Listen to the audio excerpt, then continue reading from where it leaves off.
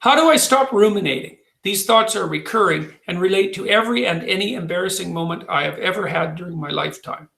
I'm a 76-year-old woman. Well, here's something you could try.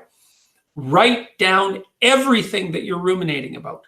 I know that seems counterproductive, but ruminations come up accidentally, involuntarily, unconsciously.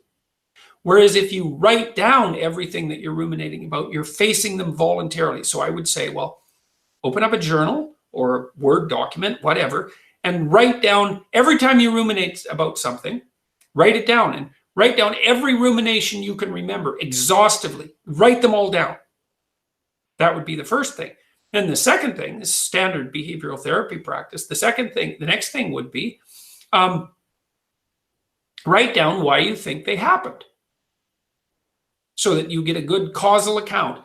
And then write down, what you might have done about them then, but more importantly, what you could do about them in the future to avoid that. Because it doesn't matter that something embarrassing happened to you once. What matters is whether or not you're likely to repeat it in the future. But my suspicions are that even if you could just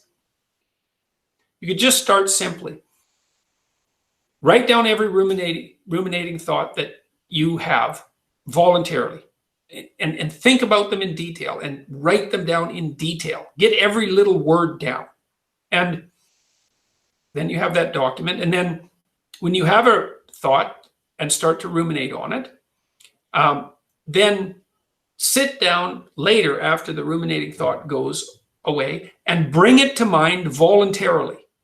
So every time you have a thought you don't want to have, later practice having that thought on purpose.